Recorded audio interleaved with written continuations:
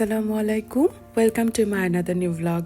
কিছু কিছু মানুষের সাথে রক্তের সম্পর্ক না থাকলেও তারা আত্মার এত কাছাকাছি চলে আসে যে সারা জীবনেও তাদেরকে আর ভুলে যাওয়া যায় না। আর আজকে যাদের সাথে দেখা করতে যাচ্ছি তারাও ঠিক আমাদের কাছে ততটাই ইম্পর্ট্যান্ট। আর এই তো এখন বাসায় পৌঁছেই শুরু হয়ে গেছে আমাদের সেই চিরাচরিত আড্ডা।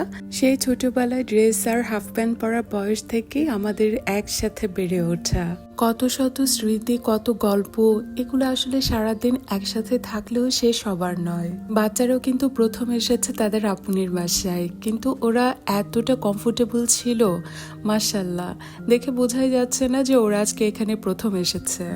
আমাদের ছোটবেলাটা আসলে কেটেছে সবুজে ঘেরে সুন্দর একটা পরিবেশে, যেখানে কারেন্ট, গ্যাস এগুলোর সাপ্লাইয়ের কোনো প্রবলেমই ছিল না কোনোদিন। বিকেল হলেও বাবা মারা নিশ্চিন্ত মনে আমাদেরকে খেলতে পাঠিয়ে দিত, আর আমরা ঠিক ঠিক মাগরিবের আগে বাসায় চলে আসতাম। ওটা ছিল আমাদের জন্য আমাদের স্বর্গরাজ্য। মাঝে মাঝে মনে হয় আমরা যেভাবে আসলে বড় হয়েছি, আমাদের বাচ্চা কাচ্চাদের আমরা আসলে তার ছিটি ফুটাও দিতে পারছি না।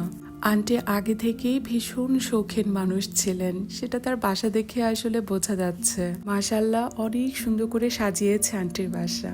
আন্টির কাছে এসে মনে হচ্ছিল যেন ছোটবেলার সব স্মৃতি একটা একটা করে চোখের সামনে ভেসে উঠছে। ছোটবেলায় আমাদের ওখানে পিকনিক হতো, অ্যাপার্টমেন্টের সবাই মিলে একসাথে আমরা পিকনিক করতাম।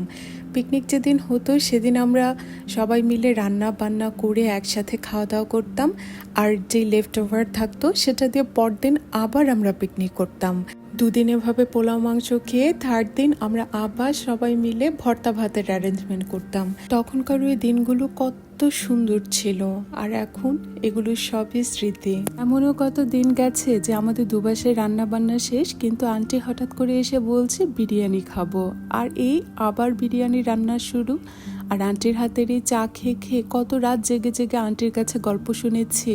আর এই ছিল আন্টির হাতে স্পেশাল বিরিয়ানি রান্না। আন্টির মতো এইভাবে রান্না আসলে আমি এখনো করতে পারি না। আন্টির এই রান্নাগুলোতে এখনো সেই আগের টেস্টই আছে। খাচ্ছিলাম আর অবাক হয়ে যাচ্ছিলাম। আর এই তো এখানে আমি আমার প্লেট রেডি করে একদম বসে গেছি খাওয়া দাওয়া করার জন্য। আরেকটা মেমোরির কথা মনে পড়ে যাচ্ছে। তখন আমরা দুদিন পর পর একসাথে কিছু না কিছু হলে খাওয়া দাওয়া করছিলাম। তো পরে আবার যখন আমরা একদিন একসাথে খাবো, তখন ভাবছিলাম যে কি উপলক্ষ হতে পারে যে আমরা একসাথে খাচ্ছি আজকে। কেউ যদি জিজ্ঞাসা করে আমরা কি বলবো? তখন টিভিতে দেখি যে চ্যানেলের বার্থডে ছিল ওই দিন। আর আঙ্কেল এসে যখন আমাদেরকে জিজ্ঞাসা করলো যে আজকে আবার কি উপলক্ষে খাওয়া দাওয়া, আমরা বললাম যে চ্যানেলের বার্থডে উপলক্ষে আজকে খাওয়া দাওয়া। গল্প আড্ডা যেন শেষই হতে চায় না। অবশেষে রাতের বেলায় 11:30টার দিকে আমরা রওনা হয়ে যাই বাসার উদ্দেশ্যে। আলহামদুলিল্লাহ, সবাই মিলে একসাথে আজকের দিনটা দারুণ সুন্দর কেটেছে। আর কিছু সময়ের জন্য মনে হচ্ছিল যেন ছোটবেলার সেই সোনালী দিনগুলোতে ফিরে গেছে। সবুজে ঘেরা খোলামেলা পরিবেশে জীবনের অনেকটা সময় পার করেছি বলেই হয়তো এই ঢাকা শহর এখন আর আমাকে তেমন ভাবে টানে না। একটু সময় পেলেই মনে হয় যেন ছুটে পালিয়ে যাই। আর বারবার মনে হয় ছোটবেলার ওই সময়টাতে যদি আবার ফিরে যেতে পারতাম, কতই না মজা হতো। আর এই ছিল আমার আজকের মতো ছোট্ট একটা ভিডিও।